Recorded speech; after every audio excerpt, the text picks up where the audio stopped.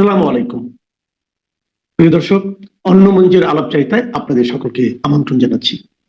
একজন দুইজন নয়, ডক্টর মোহাম্মদ ইউনূস সরকারের অন্তত ৮ উপদেশের বিরুদ্ধে সীমাহীন দুর্নীতির প্রমাণ থাকার কথা জানিয়ে নতুন আলোচনা জন্ম দিয়েছেন সাবেক সচিব এবিএম আব্দুস সাত্তার। গত এক বছরে সরকার অনেক উপদেশের বিরুদ্ধে বিভিন্ন অনিয়ম ও স্বার্থের সংঘাতের অভিযোগ উঠেছে।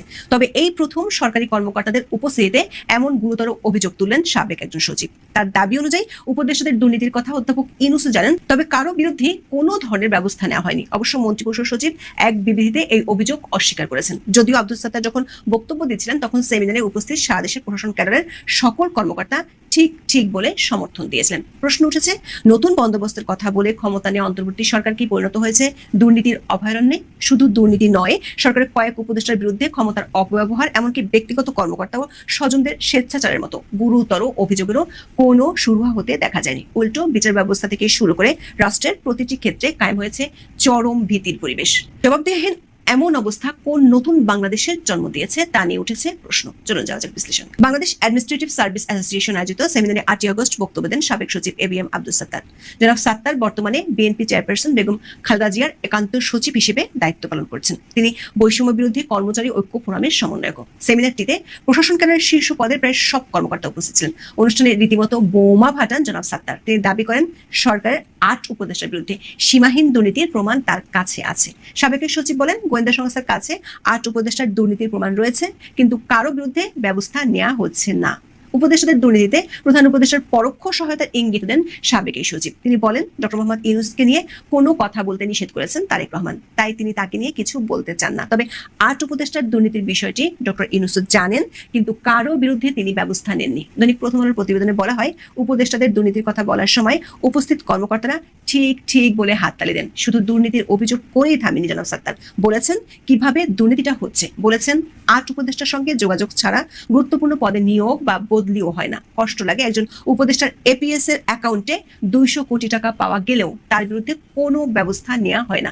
দর্শক, জনাব সাত্তার এখানে নিয়োগ ও বদলি বাণিজ্যকে ইঙ্গিত করেছেন। যদিও তিনি কোনো উপদেষ্টার নাম বলেননি, তারপরও গত কয়েক মাসের খবরগুলো পর্যালোচনা করলে তিনি কোন কোন উপদেষ্টার দিকে ইঙ্গিত করেছেন তা বোঝা যায়। স্থানীয় সরকার উপদেষ্টা আসিফ মাহমুদ এবং স্বাস্থ্য উপদেষ্টা নূরজাহান বেগমের সাবেক ব্যক্তিগত কর্মকর্তাদের বিরুদ্ধে বিপুল আর্থিক দুর্নীতির তথ্য এসেছে সংবাদ মাধ্যমে। এ বিষয়ে দুদকের তদন্তও চলছে। আব্দুস সাত্তার তার পরের কথার ইঙ্গিতটা অনেকটা খোলাসাও করেছেন। বলেছেন, স্বাস্থ্য মন্ত্রণালয়ের মতো একটি মন্ত্রণালয় নূরজাহান বেগম কি চালাতে পারেন? স্থানীয় সরকার মন্ত্রণালয় এবং যুব ও ক্রীড়া মন্ত্রণালয়ের মতো দুটি গুরুত্বপূর্ণ মন্ত্রণালয় একজন অনভিজ্ঞ উপদেষ্টা দিয়ে চালানো কি ঠিক হচ্ছে? বর্তমান সরকার উপদেষ্টা পরিষদে প্রধান উপদেষ্টার বাইরে উপদেষ্টা আছেন 22 জন। আব্দুস সাত্তারের দাবি সত্যি হলে উপদেষ্টা পরিষদের প্রায় 35% ব্যাপক দুর্নীতিতে জড়িয়ে পড়েছে। অথচ সর্বোচ্চ সুশাসন ও স্বচ্ছতা নিশ্চিতের প্রতিশ্রুতি দিয়ে ক্ষমতা নিয়েছিল অন্তর্বর্তী সরকার, কিন্তু এক বছরে খোদ উপদেষ্টারাই মেতে উঠেছেন দুর্নীতির মহোৎসবে। আওয়ামী লীগ সরকারের পতনের পর গত এক বছরে দুর্নীতি উল্টো বেড়েছে বলে মন্তব্য করেন আব্দুস সাত্তার। বলেন, এক সহকারী কমিশনার একটি স্কুলের জমির নামজারিতে 30 লাখ টাকা চেয়েছেন। ঢাকার আশেপাশের একজন ইউনো একটি কারখানার লেআউট পাশ করতে 20 লাখ টাকা চেয়েছেন। দর্শক, শুরু থেকে খোদ প্রধান উপদেষ্টাকে ঘিরিয়ে চলছে নানা ধরনের বিতর্ক। স্বার্থের বহুমুখী সংঘাতে জড়িয়ে পড়েছেন ডক্টর মোহাম্মদ ইউনূস। নিজের বিরুদ্ধে মামলা বাতিল, রায় প্রত্যাহার থেকে শুরু করে ব্যক্তিগত বিদেশ ভ্রমণকে রাষ্ট্রীয় সফর হিসেবে দেখানোর যেন প্রতিযোগিতায় নেমেছেন তিনি। গত বছরের 8 আগস্ট প্রধান উপদেষ্টার দায়িত্ব নেওয়ার ঠিক আগের দিন থেকে চলছে তার আইনি অব্যাহতি।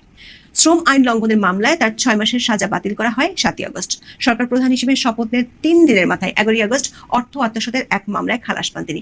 এছাড়া মোহাম্মদ ইউনূসের মালিকানাধীন গ্রামীণ কল্যাণের 666 কোটি টাকা কর দেওয়ার রায় প্রত্যাহার করে হাইকোর্ট। তবে ক্ষমতার পালাবদলের পর সেই রায় স্বপ্রণোদিতভাবে প্রত্যাহারের নজিরবিহীন ঘটনা দেখা গেছে। ডক্টর ইউনূসের বিরুদ্ধে শ্রম আদালতের 5টি ও মানহানির একটি মামলাও 24 অক্টোবর হাইকোর্টে বাতিল হয়। মামলা থেকে প্রধান উপদেষ্টার মুক্তির পাশাপাশি কাকতালীয়ভাবে গ্রামের নাম যুক্ত প্রতিষ্ঠানে চলছে সুদিন। অন্তর্বর্তী সরকার গত কয়েক মাসে নিবন্ধন, অনুমোদন, কর ছাড় সহ অনেক ধরনের সুবিধায় ভাসছে গ্রামীণ সংশ্লিষ্ট প্রতিষ্ঠান। বিশ্ববিদ্যালয় থেকে জনশক্তি রপ্তানি কোনো সুযোগ হাতছাড়া হচ্ছে না গ্রামীণের। প্রধান উপদেষ্টা হিসেবে যেখানে সমৃদ্ধির চূড়ায় পৌঁছে যাচ্ছেন ডক্টর ইউনূস, তখন তার পরিষদেরাও নেই পিছিয়ে। উপদেষ্টা পরিষদের অনেকের বিরুদ্ধে ক্ষমতার অপব্যবহার এবং অনিয়মের অভিযোগ উঠছে নিয়মিত। এক্ষেত্রে সামনের সারিতে আছেন ছাত্র প্রতিনিধি হিসেবে সরকারে যাওয়া আসিফ মাহমুদ। ছাত্র থেকে এক লাফে অন্তর্বর্তী সরকারের প্রভাবশালী উপদেষ্টা বনে যাওয়ার 1 বছর আগেও জীর্ণ পোশাকে ছিলেন মিছিলের সারিতে, অথচ তিনি এখন হয়ে উঠেছেন ব্র্যান্ডেড ফ্যাশন আইকন। ক্ষমতার চেয়ারে বসার প্রথম দিন দুর্নীতি সিস্টেম বদলে দেওয়ার ঘোষণা দিয়েছিলেন তিনি। তবে মাত্র 4 মাসের মধ্যে হেলিকপ্টারে চড়ে তার কম্বল বিতরণের বিলাস ব্যাপক সমালোচনার জন্ম দেয়। রাতারাতি তিনি পরিচিতি পান হেলিকপ্টার উপদেষ্টা হিসেবে। ডিসেম্বর উত্তরবঙ্গে 200 টাকা দামের কম্বল বিতরণের নামে মাত্র 6 দিনে 28 বার হেলিকপ্টারে চড়ার রেকর্ড করেন আসিফ। গত 1 বছরে আসিফের কথা ও কাজের মধ্যে ফারাকের বহু ঘটনা আমরা দেখেছি। গত বছরের 17 নভেম্বর প্রকল্প বাস্তবায়নের ক্ষেত্রে সব ধরনের দুর্নীতি ও স্বজনপ্রীতি বন্ধ করতে কর্মকর্তাদের নির্দেশ দেন স্থানীয় সরকার উপদেষ্টা। এর 5 মাস পরে খবর বের হয় তার বাবা বিল্লাল হোসেন কুমিল্লা এলজিডির ঠিকাদারি লাইসেন্স নিয়েছেন। বিষয়টি নিয়ে ব্যাপক সমালোচনার মুখে আসিফ দাবি করেন তার বাবা সরল বিশ্বাসে ভুল করেছেন। ঘটনার জন্য সামাজিক মাধ্যমে ক্ষমাও চান তিনি। তবে বাস্তবতা হলো বিতর্কের মুখে বাবার লাইসেন্স বাতিল করলেও এলাকায় প্রতাপ কমেনি আসিফের পরিবারের। ব্যাপক দুর্নীতির অভিযোগে তার নিজ এলাকাতে চলছে বিক্ষোভ। গত জুনের শেষে মুরাদনগরে এ ধরনের একটি বিক্ষোভ থেকে অভিযোগ করা হয় উপদেষ্টা পদ পাওয়ার পর থেকে আসিফ মাহমুদের পরিবার ও ঘনিষ্ঠজনরা শত শত কোটি টাকার দুর্নীতি করেছেন। অন্যদিকে আসিফের পিএস মোয়াজ্জেম হোসেনের বিরুদ্ধেও দুর্নীতির মাধ্যমে প্রায় 400 কোটি টাকা আয়ের অভিযোগ রয়েছে। মোয়াজ্জেমকে অব্যাহতি দেওয়ার পর তার বিরুদ্ধে তদন্ত চলছে দুদকে। আসিফের বাবা শুধু দুর্নীতি বা দখলের সঙ্গে জড়িত নন, হত্যা, নির্যাতনের মতো গুরুতর অনেক অপরাধের সঙ্গে সংশ্লিষ্টতার অভিযোগ রয়েছে। এলাকার মানুষকে ভয়ভীতি ও হুমকি দিয়ে এলাকা ছাড়া করার অভিযোগ এসেছে সংবাদ মাধ্যমে। এমনকি হত্যায় জড়িতদের প্রশ্রয় দেওয়ার অভিযোগ উঠলেও কোনো ব্যবস্থা নেওয়া হয়নি তার বিরুদ্ধে। আবার ডক্টর ইউনূসের ঘনিষ্ঠ কোঠায় উপদেষ্টা পরিষদে জায়গা পাওয়া নূরজাহান বেগম রীতিমতো এক রহস্যময় চরিত্রে পরিণত হয়েছেন। স্বাস্থ্য মন্ত্রণালয়ের মতো একটি গুরুত্বপূর্ণ মন্ত্রণালয়ে তিনি কি কাজ করছেন সে বিষয়ে পরিষ্কার তথ্য নেই কারো কাছে। নূরজাহান বেগমের বিরুদ্ধে সম্প্রতি কড়া বক্তব্য দেন কিংস পার্টির নেতা হাসনাত আব্দুল্লাহ। তার অভিযোগ অধ্যাপক ইউনূসের স্বজনপ্রীতির সবচেয়ে বড় উদাহরণ হলেন এই স্বাস্থ্য উপদেষ্টা। তবে এরপর 2 সপ্তাহের বেশি সময় কেটে গেছে, তবে কোনো হেলদোল নেই নূরজাহান বেগমের। তার কাজ সম্পর্কে তেমন কোনো তথ্য না থাকলেও এরই মধ্যে আলোচনায় এসেছেন তার সাবেক ব্যক্তিগত কর্মকর্তা তুহিন ফারাবি ও ডাক্তার মাহমুদুল হাসানকে নিয়ে। অভিযোগ উঠেছে তারা তদবির বাণিজ্যের মাধ্যমে শত শত কোটি টাকা হাতিয়ে নিয়েছেন। এই অভিযোগে তাদের অব্যাহতি দেওয়া হয় গত এপ্রিলে। তবে উপদেষ্টা আছেন বহাল তবিয়তে। প্রধান উপদেষ্টা বিশেষ সহকারী ফয়েজ আহমেদ তৈয়বের বিরুদ্ধে দুদককে চাপ দিয়ে বিটিসিএল অপ্রয়োজনীয় সরঞ্জাম কেনার অভিযোগ ব্যাপক আলোচনার জন্ম দেয়। তবে শেষ পর্যন্ত বদলায়নি পরিস্থিতি। এর আগে ফয়েজ আহমেদের পিএ আতিক মোর্শেদের বিরুদ্ধে নগদের 150 কোটি টাকা বেহাতের গুরুতর অভিযোগ ওঠে। সে সময় আতিককে বকে দেওয়ার কথা বলে দায়ে সেরেছিলেন ফয়েজ আহমেদ। এভাবে 1 বছরে অনেক উপদেষ্টা পরিষদের বিরুদ্ধে ওঠা অনেক অভিযোগ হারিয়ে গেছে নতুন নতুন অভিযোগের ভিড়ে। উপদেষ্টাদের দাপটের কাছে হার মেনে পদ ছাড়ার ঘটনাও ঘটেছে। শিল্পকলার মহাপরিচালকের পদে থাকতে পারেনি সৈয়দ জামিল আহমেদ। এরপর থেকে শিল্পকলা একাডেমি অঘোষিতভাবে চলে গেছে সংস্কৃতি মন্ত্রণালয়ের জিম্মায়। ডক্টর ইউনূসের অন্তর্বর্তী সরকার এভাবেই প্রমাণ করে চলছে তারা পরোয়াহীন বলেই গত সেপ্টেম্বরে ঘোষণা দেওয়ার পরও এখনো সম্পদের হিসেব দেয়নি কোনো উপদেষ্টা। প্রশ্ন হলো জবাবদিহিতাকে পায়ে মারিয়ে চলা অন্তর্বর্তী সরকারের দায় মুক্তি চলবে কতদিন? এখন আসসালামু আলাইকুম। ডক্টর মোহাম্মদ ইউনূস সরকারের 1 বছর পূর্তি উপলক্ষে অথবা শেখ হাসিনা সরকারের পতনের 1 বছর পূর্তিতে আন্তর্জাতিক বিভিন্ন প্রতিষ্ঠান, আন্তর্জাতিক বিভিন্ন গণমাধ্যম বার্তা সংস্থা তারা তাদের দৃষ্টিভঙ্গি থেকে নানান ধরনের প্রতিবেদন প্রকাশ করছে এবং এগুলো সবগুলোই বাংলাদেশ কোন দিকে যাচ্ছে, কোন অন্ধকারের দিকে, সেসব বিষয় তুলে নিয়ে আসছে। আটলান্টিক কাউন্সিল এটি একটি মার্কিন থিঙ্ক ট্যাঙ্ক প্রতিষ্ঠান, আপনারা অনেকেই জানেন। তারা একটি প্রতিবেদন প্রকাশ করেছে যার শিরোনাম হচ্ছে বাংলাদেশের revolution is at a crossroad. Bangladesh যে কিভাবে নৈরাজ্যের দিকে যাচ্ছে সেই প্রসঙ্গগুলোই এই প্রতিবেদনে স্থান পেয়েছে। মজার বিষয় হচ্ছে আটলান্টিক কাউন্সিল মার্কিন একটি থিঙ্ক ট্যাঙ্ক প্রতিষ্ঠান, আপনারা অনেকেই জানেন। এই প্রতিষ্ঠানের সাউথ এশিয়া সেন্টারের সিনিয়র ফেলো হচ্ছেন ডক্টর আলী রিয়াজ, আমাদের সংবিধান সংস্কার কমিশনের যিনি প্রধান ছিলেন এবং এই মুহূর্তে জাতীয় ঐকমত্য কমিশনের ভাইস চেয়ারম্যান। তিনি আটলান্টিক কাউন্সিলের যে ওয়েবসাইট তাতেই একটি আর্টিকেল লিখেছিলেন, প্রতিবেদন দিয়েছিলেন 2024 সালের 7 আগস্ট শেখ হাসিনা সরকারের পতনের 2 দিন পরে। তার সেই লেখাটির শিরোনাম ছিল Hasina is out, Yunus is in, here are the 3 biggest factors to watch in Bangladesh. অনেক কিছু লিখেছেন, পড়ে দেখতে পারেন। মজার বিষয় এই জন্য বলছিলাম, সেই আটলান্টিক কাউন্সিলে 1 বছর পর এসে ডক্টর মোহাম্মদ ইউনূস সরকারের সম্পর্কে যেই মন্তব্যগুলো করা হয়েছে মোটামুটি একেবারে ইউটার্ন বলা যেতে পারে। বাস্তবতা তো সেটি, মানুষ যা আশা করেছিল মানুষের স্বপ্ন ভঙ্গ হয়েছে। কি বলছে আটলান্টিক কাউন্সিল এখানে বলা হচ্ছে, আমি এই দীর্ঘ একটি লেখা এর অংশ বিশেষ আপনাদের সামনে তুলে ধরছি, ব্যাখ্যার মোটামুটি খুব একটা প্রয়োজন হবে না, আমি একটু বলি আপনাদের সামনে। এখানে বলা হচ্ছে যে বিপ্লবের বর্ষপূর্তির সময় বাংলাদেশের নাগরিকরা এটিকে পকেট মার হিসেবে দেখছেন। চরমপন্থীরা শক্তিশালী হয়েছে, সংখ্যালঘু নির্যাতন বেড়েছে, রাজনৈতিক প্রতিদ্বন্দ্বীদের লক্ষ্যবস্তু করা হচ্ছে এবং অর্থনৈতিক অবস্থা টালমাটাল। জাতিকে গণতন্ত্রের দ্বার প্রান্তে নয় বরং নৈরাজ্যের দ্বার প্রান্তের দিকে ঠেলে দেওয়া হচ্ছে। আটলান্টিক কাউন্সিলের এই প্রতিবেদন বলছে 5 আগস্ট 2024 হাসিনা পতনের পরপরই যা যা উল্লেখ করা হলো সংক্ষেপে, এর সবকিছুই জলজল করে উঠছিল প্রথম দিকে। ধর্মীয় চরমপন্থীরা দেশ জুড়ে ভাস্কর্য এবং শিল্পকর্ম ভেঙে ফেলে। এর পরপরই আল কায়েদার যে মিডিয়া উইং আল সাহাব 12 পৃষ্ঠার একটি বার্তা প্রকাশ করে, যেখানে এই ঘটনাগুলোকে মুসলমানদের বিজয় হিসেবে উল্লেখ করা হয়, ভাস্কর্য ধ্বংসের প্রশংসা করা হয়। সন্ত্রাসী হিসেবে ঘোষিত হিজবুত তাহরির ঢাকার রাস্তায় কোনো ধরনের বাধা ছাড়াই খিলাফতের জন্য মার্চ নিয়ে মিছিল করে।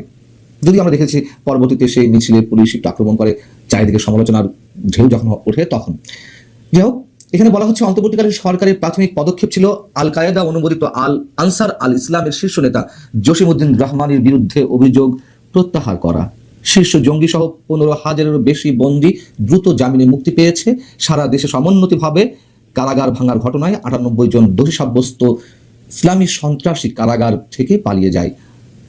আর এখন রাস্তায় জিহাদি পতাকা উঠছে, কর্তৃপক্ষ অন্যদিকে তাকিয়ে আছে উদাসীনতার ভাব করে। অন্তর্বর্তীকালীন সরকারের প্রধান উপদেষ্টা মোহাম্মদ ইউনূস যদিও মুখে বলছেন বাংলাদেশে উগ্রবাদ পুনরুত্থিত হবে না, কিন্তু বাস্তবতা বলছেন ভিন্ন কথা।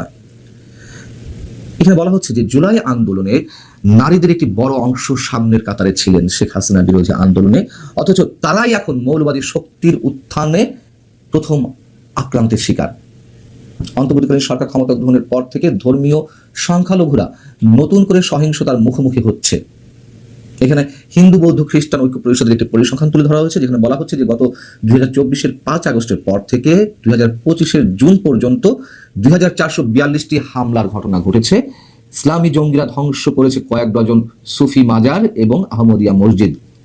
যখন ডক্টর মোহাম্মদ ইউনূস প্রশ্নের মুখোমুখি হচ্ছেন, তখন তিনি এগুলোকে সাম্প্রদায়িক হামলা বলতে রাজি নন, তিনি বলছেন রাজনৈতিক আক্রমণ।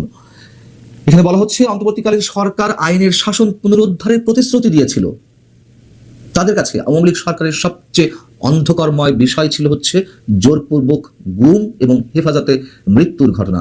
অথচ এই সরকারের প্রথম 11 মাসে বিচার বহির্ভূত হত্যাকাণ্ডের ঘটনা ঘটেছে 27টি, যা 2023 সালে যে বিচার বহির্ভূত হত্যাকাণ্ড ঘটেছিল তার চেয়েও 7টি বেশি। আইন শৃঙ্খলা পরিস্থিতির অবস্থা এমন পর্যায়ে পৌঁছেছে, এতটাই অবনতি ঘটেছে যে যা অকল্পনীয়। দায় মুক্তি নিয়ে মব সন্ত্রাস চলছে নির্বিচারে। বর্তমান সরকার ক্ষমতা গ্রহণের পর থেকে বাংলাদেশে 179টি গণহত্যার ঘটনা ঘটেছে। এটা তারা কিভাবে হিসাব করেছে আমি জানি না। ফেব্রুয়ারিতে জনশৃঙ্খলা ফিরিয়ে আনার জন্য যখন অপারেশন ডেভিল হান্ট পরিচালনা করা হলো, পুলিশ প্রায় 20,000 মানুষকে আটক করে, যাদের প্রায় সবাই আওয়ামী লীগের সমর্থক। মে মাসে সংখ্যাটি পৌঁছেছে 48,400-তে, অর্থাৎ সারা দেশে যে গণগ্রেপ্তার ধরপাকড় শুধু মে মাসে 48,400, যা ইতিহাসের রেকর্ড সৃষ্টি করেছে যে 1 মাসের মধ্যে এই পরিমাণ মানুষকে ধরা হয়েছে, যাদের প্রায় সবাই তাদের লক্ষ্যবস্তুতে পরিণত হয়ে আছে। এই প্রতিবেদন বলা হচ্ছে আটলান্টিক কাউন্সিলের দীর্ঘ প্রতিবেদন বলছে সন্দেহ বেড়েছে যে সরকার ইচ্ছাকৃতভাবে নির্বাচন পিছিয়ে দিতে পারে, যাতে 2024 সালের জুলাইয়ের অভ্যুত্থানের ছাত্র নেতাদের দ্বারা তৈরি ন্যাশনাল সিটিজেন পার্টি এনসিপি এবং তাদের মিত্র ইসলামপন্থী দলগুলোকে শক্তিশালী করা যায়। এগুলো আমরা অনবরত বলে আসছি, এগুলো একেবারে ওপেন সিক্রেট। যা যা বলা হচ্ছে এখানে তার সাথে মতবিরোধ করার খুব একটা জায়গা নেই বলা যায়। আটলান্টিক কাউন্সিল বলছে আওয়ামী লীগ নিজেই যে কর্তৃত্ববাদী কৌশলগুলোর জন্য প্রায়শই অভিযুক্ত, তাকে নিষিদ্ধ করে বর্তমান সরকারও সেই অভিযোগে অভিযুক্ত, এবং এর মাধ্যমে দেশের একটি বড় অংশের মানুষকে ভোটাধিকার থেকে বঞ্চিত করা হচ্ছে। নির্বাচনী বৈধতা ক্ষুণ্ণ হতে পারে, রাস্তায় ফিরিয়ে আনতে পারে রাজনীতিকে, এবং এর মাধ্যমে একটি বিপজ্জনক নজির স্থাপন করতে যাচ্ছেন ডক্টর মোহাম্মদ ইউনূস সরকার। এটি তো আন্তর্জাতিক একটি প্রতিষ্ঠানের প্রতিবেদন। 5 আগস্টের পরে যখন আওয়ামী লীগকেই ফ্যাসিবাদ বলে উল্লেখ করা হচ্ছিল, আমরা উল্লেখ করছিলাম, মাত্র 1 বছরের মাথায় এসে এখন এই সরকারের বিরুদ্ধেই মানুষ ফ্যাসিবাদী তার অভিযোগের আঙুল তুলছে। 5 আগস্টের পরপরই যখন মানুষ বঙ্গবন্ধুর নামটা উচ্চারণ করতে পারছিল না, মুক্তিযুদ্ধ শব্দগুলো উচ্চারণ করতে পারছিল না, এখন মানুষ মোটামুটি রুখে দাঁড়াতে শুরু করেছে। সিরাজুল ইসলাম চৌধুরী, শিক্ষাবিদ, বুদ্ধিজীবী, তিনি একটি অনুষ্ঠানে বললেন যে সরকার পতনের মাধ্যমে, অর্থাৎ আওয়ামী লীগ সরকার পতনের মাধ্যমে মনে হয়েছিল ফ্যাসিবাদ শেষ হয়ে গেছে, কিন্তু পুঁজিবাদী ফ্যাসিবাদ চরম মাত্রায় রূপ নিয়েছে, যার কারণে দক্ষিণপন্থীরা শক্তিশালী হয়ে উঠছে, কথিত ইসলামী সন্ত্রাসী গোষ্ঠী শক্তিশালী হয়ে উঠছে, মার্কিন সাম্রাজ্যবাদী পুঁজিবাদীদের আধিপত্য ঘটছে। আনোয়ার হোসেন মঞ্জু জাতীয় পার্টির একাংশ জেপি তার চেয়ারম্যান, তিনি সম্ভবত রোববারই একটি অনুষ্ঠানে যে মন্তব্য করলেন সেটি তো আরো ভয়ঙ্কর। আনোয়ার হোসেন মঞ্জুরা তারা নিজেরাও যে বিতর্কের বাইরে তা নয়, কিন্তু তারা তো কথা বলতে পারছিলেন না, এবং ধারণা করা হচ্ছিল যে সরকারের সাথে তাল মিলিয়ে চলার চেষ্টা করছেন তাদের মতো অনেকে, কিন্তু তারাও এখন মুখ খুলতে শুরু করেছেন। তিনি কি বললেন? অনেকভাবে আমাদের অপমান করা হয়েছে, এর আগে বিভিন্ন সরকার অপমান করেছে, তাদেরকে, এই জাতিকে অপমান করা হয়েছে, কিন্তু এবার যেভাবে অপমান করা হচ্ছে এটি ইতিহাসে লেখা থাকবে, শেষ খেলা হবে। তিনি বলছেন এদেশের মানুষের সঙ্গে যারা সংগ্রাম করেছে, আন্দোলন করেছে, তাদের বাদ দিয়ে এখন দেশ কারা চালাচ্ছে? আমেরিকা, লন্ডন, জাপানে যারা ছিলেন, বিদেশিদের ধরে এনে সংস্কারের কাজ করানো হচ্ছে, কিন্তু এই যে সংস্কারের কাজ বা প্রস্তাবনা বা নানান ধরনের কি সব থিওরি দেওয়া হচ্ছে, এর বাস্তবায়ন করবে কে? তিনি মন্তব্য করছেন অমাবস্যার রাতে কিংবা পূর্ণিমার রাতে এই সরকার পালিয়ে যাবে, কেউ হয়তো জানবে না তার আগে। ভালো